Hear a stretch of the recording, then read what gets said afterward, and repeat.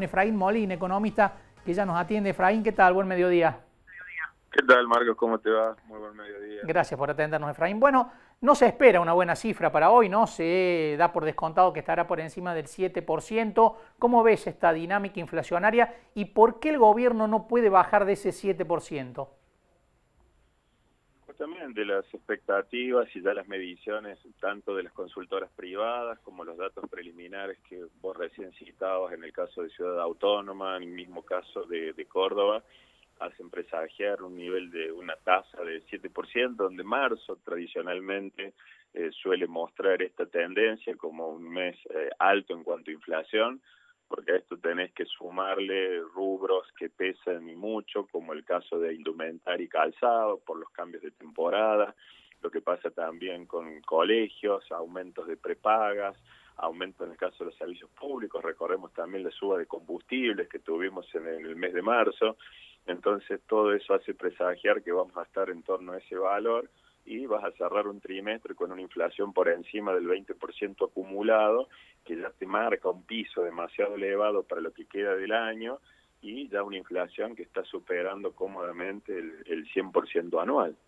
Efraín, no sé si coincidís, pero anoche hablábamos con Jorge Ingaramo, también economista, y él nos decía, Sí, si, sí, Jorge. si uno mira los datos objetivos de la economía argentina, no debería haber una inflación de este tipo, del 7%. Hay mucho de componente político en el 7% de inflación y en el 100% anual. ¿Coincidís en eso? Hay cuestiones que se manejan en torno a las expectativas, Marcos. La economía tiende a generarse en función de que de las expectativas y de las confianzas. Entonces, cuando vos tenés un nivel muy alto de incertidumbre, que vos lo ves reflejado también en lo que va pasando con el mercado cambiario, tanto con el dólar blue, por más que siga que es un mercado marginal, como con los dólares oficiales, y lo que vas observando es que la economía lo que tiende a prevalecer es repetir la historia ya de décadas anteriores. Entonces, en un nivel creciente de incertidumbre, aquellos que tienen la posibilidad de formar precios, que no es el caso del comercio minorista, ¿qué es lo que termina pasando? Empezás a tener una cobertura y empezás a sumar este clásico por las dudas, porque no sé lo que va a pasar. Entonces tampoco te querés desprender rápidamente el stock porque no sabes cuál va a ser tu precio de reposición, que son historias que ya la vivimos hace 4 años prácticamente cuando fueron las PASO, para los que ya tenemos algunos añitos más también remontarnos a otro periodo de lo que ha sido la economía argentina. Entonces, ¿qué es lo que sucede? Aquellos que tienen la posibilidad de formar precios van mirando de reojo qué es lo que va pasando y cómo es el devenir. Y cuando vos mirás hacia adelante, lo que tenés es incertidumbre. Y en esa cuestión de incertidumbre, ¿qué haces? Empezás a tratar de cubrirte, aumentando los precios, siendo muy cuidadosos también con el mantenimiento de tu stock, porque no tenés referencia de qué va a pasar con la reposición.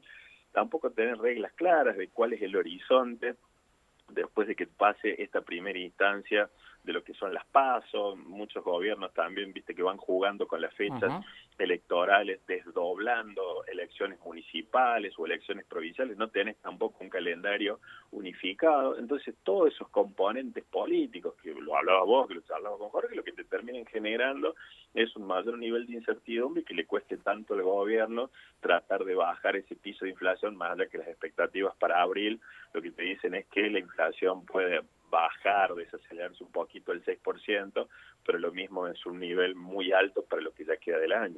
Efraín, ¿y este nivel de inflación qué efecto está teniendo sobre la actividad económica? Porque se decía que, bueno, un nivel inflacionario tan alto termina impactando, por supuesto, en el nivel de actividad porque la gente pierde poder adquisitivo, pero además hay que sumar un componente adicional que tal vez se exprese principalmente en el segundo semestre, que es el efecto que va a tener la sequía. Son 20.000 millones de dólares menos circulando en la economía, ¿no?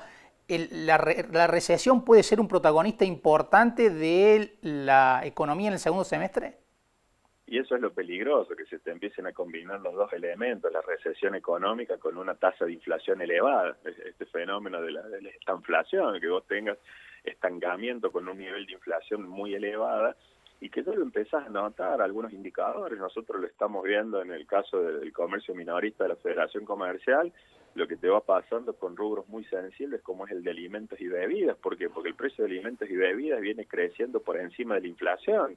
Los últimos datos te hablaban de que a nivel nacional tenías aumentos por encima del 8%, y si lo mirabas también interanual, por encima del 100, 110%, lo mismo que pasaba también con indumentaria, con calzado, que son rubros muy sensibles ya para un hogar. Y lo que vos mirás en un hogar, en un componente medio de Río Cuarto, de Córdoba, de La Pampa, es que más allá de lo que pase con la macro, con el dólar, con la sequía, con el acuerdo del Fondo Monetario Internacional, vos lo que empezás a mirar es la micro.